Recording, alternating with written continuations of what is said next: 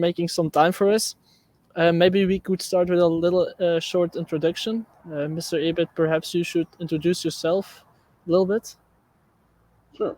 I'm an independent cultural critic. I've been writing books for about 20, probably about 25 years now. So I think I'm up to roughly 30 books on various aspects of cultural criticism, art, literature, philosophy, um, pretty history, pretty much you name it. I've written something about it. I started off working for the Joseph Campbell Foundation in the study of ritual, symbol, and myth. That was where I started. So my background began in mythology, and then I wandered into philosophy, primarily German idealist philosophy. Went through that, and then went through French postmodern philosophy. So a very strong grounding in philosophy and mythology together, and I apply those to the study of contemporary cultural phenomena and the semiotics of such phenomena. And that's what I do. And I teach. I have my own online school, the John David Ebert School for the Study of Culture, Cosmology, and the Arts. We're on our third class now. That's going very well. I started that earlier this year. And then and I'm working on some new books. So that's what I'm up to lately. Okay, thank you. So we could start with the first question. You studied the works of Oswald Spengler. Can you tell us a little bit more about the morphology of world history, what the basic thought was, and how it's relevant for us today? Sure. Spangler was where it all began for me as an undergrad in college at Arizona State University in Tempe, Arizona. And I was an undergrad, kind of aimless, not really, just getting average, mediocre grades, nothing special, just sort of wandering around. And then I discovered the works of Joseph Campbell, especially The Masks of God. And he kept quoting from this guy, Oswald Spengler, Spengler, Spengler, Spengler. So I decided to go to the campus library and look up Spengler. And I found this huge volume, Decline of the West. And I opened it, flipped through it. It looked really intriguing to me. So I took it home, and probably over the next 6 months to a year, worked my way through it gradually.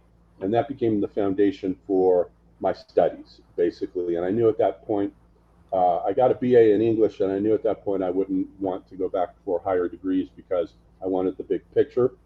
And I knew from both Campbell's warnings and the fact that Spengler, though he got the equivalent of a PhD, nonetheless chose to teach high school and avoid academia. I figured pretty much that I would be forced to specialize if I went for higher degrees. So I avoided any higher degrees and just went off on my own. And then so with Oswald Spengler now, what we have is this idea of cultural morphology, which is something that he took from Goethe. Goethe coined the term morphology, and it has to do with the study of forms, and specifically forms insofar as one grasps their internal Platonic ideas. And for Goethe, the Platonic ideas, let's say his Urpflanze, is immanence in the plant. It's not transcended to it as it would have been, let's say, for Plato. It's immanent in the plant, and the idea of plant is leaf. Goethe proved that every single aspect of a plant is a transformed leaf. You open up an orange, and what you see in there are transformed leaves. The sex organs, the stamens and the pistil, are leaves that have been modified and transformed, and he proved this. He went through, on his Italian journey, he looked at the differences between plants in Italy versus the same types of plants in the Nordic climates, and he showed basically that they're all manifestations of this Urpflanze, namely the idea of leaf and the fact that there are 6 or 7 stages that all plants go through, which follow an oscillating rhythm of contraction, expansion, contraction, expansion. The final expansion is the flower, the final contraction is the fruit, the sex organs, and then the fruit. So Spengler sort of borrowed that model and applied it to civilizations as these giant plants, of which he believes that there were 9 of them. Mesoamerica, India, China, the Greco-Roman, what he calls the Magian, which is the Judeo-Christian Islamic civilization, the Russian, and the Faustian civilization, which is the far Western, totally different from the Greco-Roman, 2 entirely different civilizations, each having an ideal life cycle, of cultural creativity for about 1,000 years. That's cultural creativity. It can continue past that point in a state, as India and China do today, of kind of suspended decrepitude. But the great creative days are over. The days of great metaphysical and religious creativity, those forms have exhausted their possibilities. To use Aristotle's terminology, they have actualized everything that was in potentia at the beginning of the civilization when it first dawned and crystallized. So there are 9 of these. They go through a 1,000-year life cycle, and each one, like with Goethe's Erdpflanze, has its own symbol. The symbol for the Greco-Roman is the physical, sensuous human body, especially the male physique. The nude male physique is the primary symbol, so that everything in that culture is a transformation of the near, the present, the sensuous, the physical, everything from its mathematics, which are Euclidean geometry, very tangible, concrete, no equations. Algebra isn't there, or the calculus, very concrete, very tangible. The philosophy is based on the opposition of form versus matter. Everything is very tangible. For the Judeo-Christian Islamic civilization, the Magian, as he calls it, the primary symbol is the world is a cave. The mosque is the primary form there, within which the powers of light and darkness struggle for possession over the human soul and over the stage of world history. The Faustian civilization, the symbol is that of infinite space. It's the exact opposite of the Greco-Roman, hence the very strong attraction that the Faustian North has for the Mediterranean South, because they couldn't be more polar opposite. Everything for the Greco-Roman is simple, easily comprehensible, easy to understand, near and present. For the Faustian, everything is as difficult gets. You have infinitesimal calculus in opposition to Euclidean geometry. You have Gothic cathedrals in opposition to Doric temples or Ionic temples, which are entirely exterior. The Gothic cathedrals are soaring spires. If you were to time travel, Spengler doesn't say this, but if you were to time travel back to those cathedrals and go in one, you would realize these are the people that are going to the moon. This is infinite space. It's expansion through infinite space as well as infinite time. Faustian civilization wants to know everything that ever happened, all the way back to the Big Bang, every single thing. And we're the only civilization that has had that kind of intensely historical mentality. The Egyptians also had a very intensely historical mentality. Their primary symbol is the way toward the day of judgment of the dead, across a smooth, polished, gliding surface that the soul is forced toward for that day of judgment. And it is also a historical culture. The Egyptians forgot nothing. They recorded the name of every pharaoh who ever ruled. So we know Egyptian history in very intense detail. In opposition to that, the Indian civilization forgot everything, because their symbol is the world as a dream. All the eyes on their statues are closed, even when they're in combat. You might get the 5 Pandava brothers depicted in combat out of the Mahabharata. Their eyes are closed. The world is a dream. It's not real. It's Maya. And they forgot everything. There's no such thing as an Indian historian. They just simply don't exist. So consequently, we're very fuzzy on the dates of India. The Mahabharata and the Ramayana might date anywhere between 400 BC and 400 AD. As we know precisely when the Iliad and the Odyssey date, 750 BC, but we know precisely.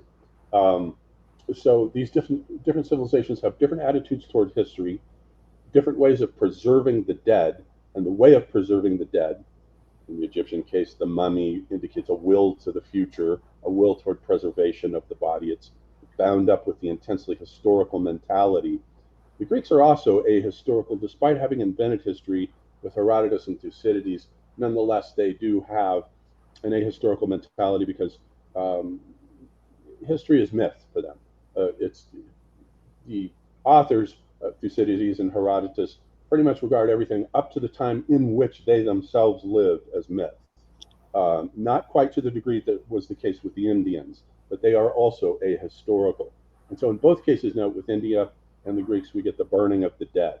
And the burning of the dead cuts the ties with the past and immerses the culture in a present, in the present moment.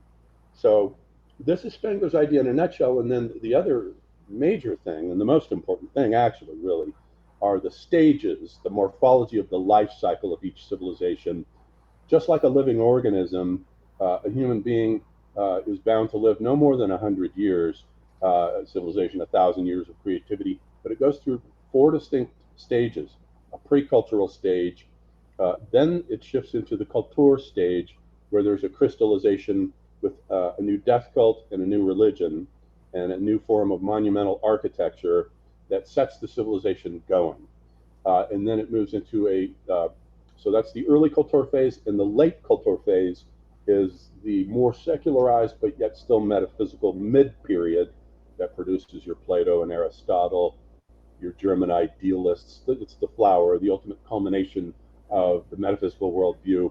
And then finally, the decadent period, the civilization period, as Spengler calls it, or the winter period on his seasonal analogy, in which everything comes back down to earth and the interests are no longer metaphysical. They have to do with politics, economics, and money. The greatest good of the greatest number, bread and circuses, large megalopolitan cities become divorced from tradition. They become nihilistic, atheistic, and materialistic as a matter of course. And then they slowly die down until the Caesars come. And with the coming of the Caesars, we get the formation of what Toynbee called a universal state, where the culture becomes, instead of metaphysically intensive, it becomes geographically extensive. And we begin to get the large empires. Qin Shi Huangdi in China is the first Caesar there, who unifies China as a universal state.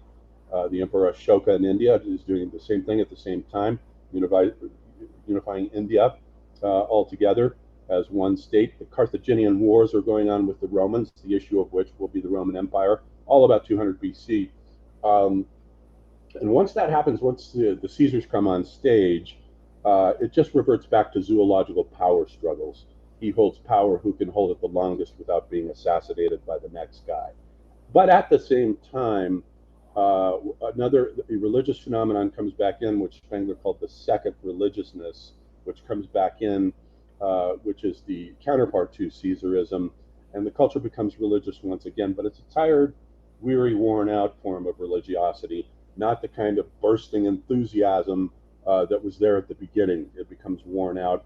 But nonetheless, as in the Hellenistic world and in the Roman Imperium, with the proliferation of mystery cults and the popularity of astrology, getting initiated into the mysteries of Mithras or the Eleusinian mysteries, the mysteries of Dionysus, Osiris and Isis, all that becomes very fashionable and popular at the end of the civilization. So for Spengler, our Faustian civilization, he says, we're at where the Romans were at with the breakdown of the Republic and the rise of the first Caesars, right about close to the year zero. He draws on his timelines. The year zero is roughly analogous to the year 2000 for Faustian civilization. I think he called it right on the money. So that's his model in his briefest version, as I can articulate in a short interview. Okay, thank you. The next question: how would you apply this on the new balance of power between civilizations, the shift from unipolarity to multipolarity, and the Western domestic policy? Well, these are Alexander Dugin's terms, unipolarity and multipolarity, that he has made fashionable, where now the West's form of a universal state, because of its mastery of technology, for the first time, is planetary in extent. It isn't just like with the Alexandrian world, an ecumeny that happens to be very large. It actually is planetary. We have satellites now surrounding the entire planet, so the planet has been put on the inside of a mechanical environment for the first time in its history. So it's planetary in scale, and the West is suffering from hubris in that it thinks because it has achieved this for the first time and has demonstrated this with science and technology, that its values, the values that go along with that, especially liberal democratic values, should also, all the other nations of the world, countries, civilizations, what have you, should also come along and adopt this. The French postmodern philosopher Alain Badiou puts it, we'll respect your differences the more like us you are. That's the hypocrisy of the West. That's unipolarity. And Dugin has come along to say, Well, now there are other civilizations, other ways of doing things than just the liberal democratic way. That's only one way of doing things. We need a multipolar world where there's a Russian way of being, what Heidegger would call Dasein, a Russian Dasein, an Iranian Dasein, a Chinese Dasein, an Indian Dasein. They're all different. None of these have to follow the Western liberal democratic set of values. So with the current challenge we have for today's ecumeny is that we've got all these dying civilizations, and Russia, as far as Spangler was concerned, is the only one that's newborn on the way up. All the others are either dying like the Faustian civilization or are dead de facto, as India and China are now being thrust into each other because of the what Heidegger calls distance annihilating technologies, whereby the near is made far and the far is made near. And so the side effect of that, oh, it's great, we can have this conversation here. I can be in Santa Fe, New Mexico, you guys can be in Europe. That's fantastic. But the dark side of this is that it forces these civilizations to collide into each other. And then so we're going to have to fight it out. Is it going to be a multipolar world where we each respect each other's differences?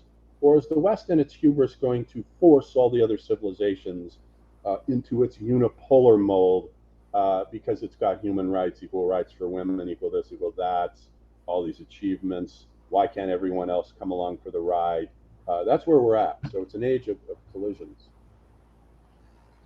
Yes, okay. Thank you. How do you measure progress or decay in civilizations? Are the culture wars in the West a sign of a decay? Yes, they are a sign of the decay. The sign of decay is what happens. There are a number of registers, a number of ways in which you can register this. One is that a civilization is no longer either religious or metaphysical or spiritual. It's shifted to atheism. Atheism is fundamentally a degenerate mentality. You can't build a civilization out of atheism or nihilism or materialism. Religion is what brings civilization into being. Religion and its axial rootedness in a spiritual reality is what codes for the infrastructure of a civilization. It brings pyramids into being, it brings Gothic cathedrals into being, it brings literary works into being. Atheism does not. Atheism kills culture, wipes it out, and you wind up with nothing but nihilism, cancel culture, and the disintegration of values. Once those are in disintegration, the culture is dying. And what will happen as the result of that is that the civilization itself on the social plane, on the sociological plane, can't get along anymore. You get these splintering off of this group from that group, this other group. The whole social fabric begins to come apart at the seams, so that there's no longer any sense as there was, let's say, in the medieval period of the West, where everybody's on the same page. We're all Christian. We're all, whatever our internecine wars are, we're all still Christian. We're all still part of the same culture, and we're all still producing the same cultural phenomena. But we're all behind Rembrandt. We're all behind Leonardo. We're all behind Goethe. These are our maestros. No matter what the princes are doing when they're fighting with each other, with the what Carl Schmitt called the jus publicum Europaeum, which is the balance of powers between nation states in the West, who are constantly declaring war on each other, of course. But nonetheless, when you get the sociological fabric, as is the case today, at war with itself, you're basically looking at a civilizational autoimmune disorder.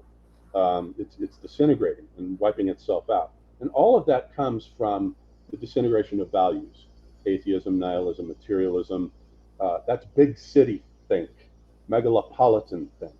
That's what comes in during the end phase of the civilization, and what tears it to pieces and wipes it out, weakens its immune system, and will make it prey to other newborn societies who are axially rooted in a spiritual worldview, have therefore stronger immune systems, and will be happy to attack and to gobble up the old dying civilization. The same way, let's say, the Ottomans gobbled up the Byzantine civilization like a piece of candy in the 15th century during 1453, or the West gobbling up the decadent Aztec society, which was dying. The Aztecs were to the Mayans what the Romans were to the Greeks. no problem. A weakened immune system for a civilization renders it prey to other civilizations who will come along and attack it and devour it, metabolize it. Okay, thank you. So now a small detour to another great thinker, Heidegger. The only way to for Heidegger, the only way to overcome decline was for a new god to emerge. Is this your view as well, since you have always been into mythology? Yes, I believe so. It won't arrest the decline because I believe with Spengler that it's inevitable, that it's analogous to a life cycle of a living organism. You can't reverse aging. An old person's going to get old no matter what you do. You can slow it down with health, diet, exercise. Maybe you can slow the aging process down. You can't reverse it. Same thing with civilizations, it cannot be reversed. But what will happen undoubtedly is that, yeah, only a God can serve a new religion, in other words, will come along, as was the case with Roman Christianity. Christianity was a new religion, what Toynbee calls an internal proletariat. And an internal proletariat is a society that is in a larger society but is not of it, and is seceding from the body social of the dominant minority that is ruling that society, which used to be a creative minority that could lead by mimesis. Everybody wanted to be Goethe. Everybody wanted to be Napoleon. Those days are gone. That's over with. So now we have a dominant minority that has to lead by force.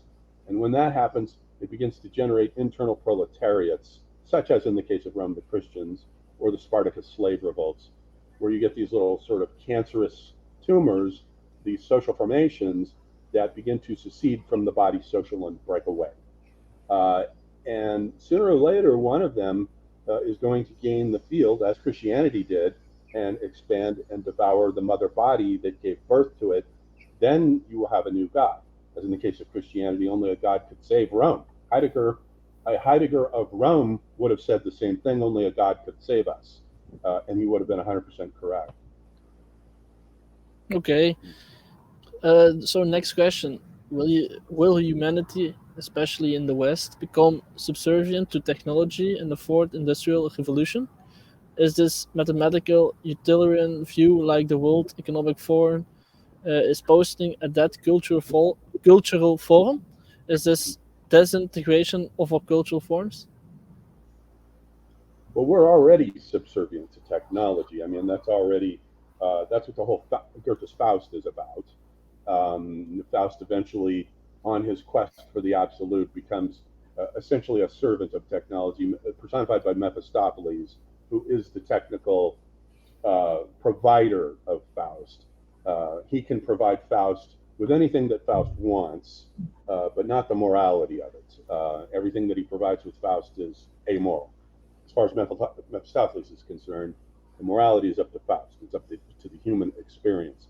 So that's what Goethe's Faust is about. Goethe foresaw what would happen in Faust is the soul of Northwestern civilization, what would happen to it when it became possessed by technology.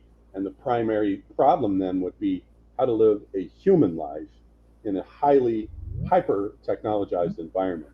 And so that is the situation that we're facing now. How do we find a human life in a society that is dominated by the sciences, that the sciences regard the humanities as a joke? You want to sit around and read Paul Celan poems and waste your time? Go ahead and do that.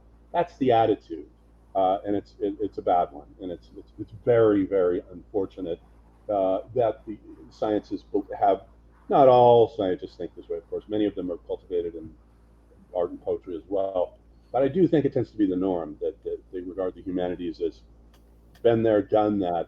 The new thing is genetic engineering and cloning and AI, and all of these things that cause deficits in the human way of being in the world, the human Dasein, as Heidegger would put it. For every new technology that comes along, it takes something away from life. For example, Jane Jacobs used to talk about this with her agon against Robert Moses, the guy who put three-way systems in New York back in the 1960s, and she would argue that the automobile comes in, and it makes the near far and the far near, as Heidegger would put it. But at the same time, you get urban sprawl, which has an elastic effect on neighborhoods and communities, so that pretty soon nobody knows who their neighbors are anymore, and nobody cares. Nobody wants to know. You don't want to know who the people living next door to you are, as opposed to before the automobile, when everybody knew everybody in the neighborhood. They watched each other's children. You walk down the street, you say hi to the same people every day on your way to your local coffee shop. The automobile destroys all of that. And you can, this is a random example, you can pick any technology you want. For everything that is enhanced by one technology, a deficit in the human way of being is brought about. Um, so. Yes, I understand. So we have one last question.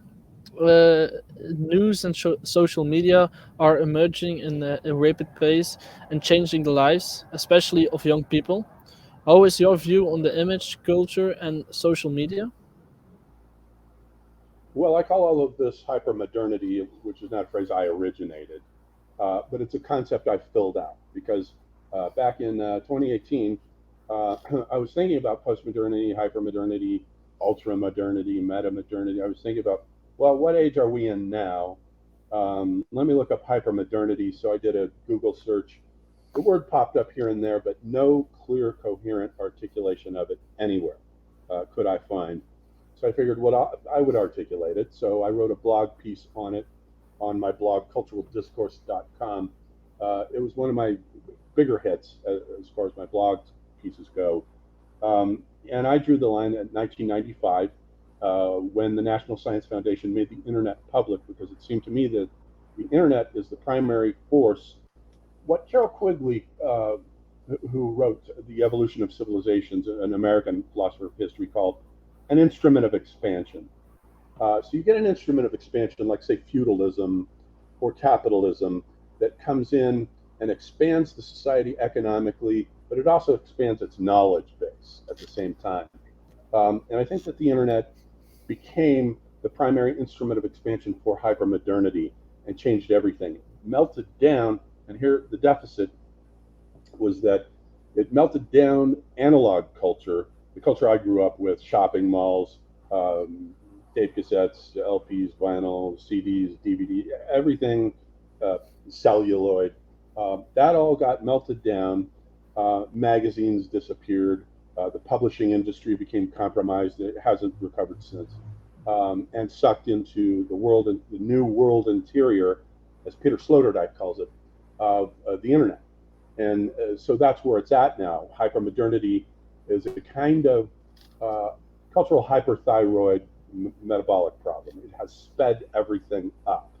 So everything is very hyper and hyped as well.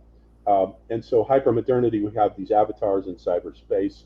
We have the rise of narcissism. And with all the different social media platforms, especially things like Twitter and Facebook and YouTube, we have all these collisions and these knee-jerk responses, because all you need to do to respond to someone with your most likely ignorant opinion is just type it out. There's a knee-jerk response, whether you are speaking from experience or erudition or just mere off the top of your head, and 99.9% of it is individuals opinionating, knee-jerk opinionating off the tops of their heads, and it heats up.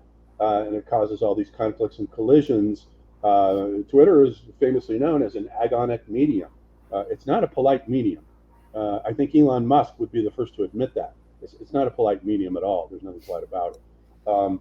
It's who can best each other with the best insult, or type in the silliest, pointless, most superficial comment that they can come up with. It's garbage. It's just pages and pages and pages of garbage. But this is what the internet has done. It's doing the same thing with individuals that our civilization is doing with civilizations as a whole, causing them to collide into each other. And when civilizations collide, when individuals collide, friction is what results. And so we get the kind of cultural environment that we have right now, which is very, very tense and hot. It heats up the culture. Okay, thank you for being with us. Thank you for making some time, and it was very interesting for me. I learned a lot, so I hope the rest of us also learned a lot. So thank you for being here, and You're welcome. Thank you for inviting me. I really appreciate it.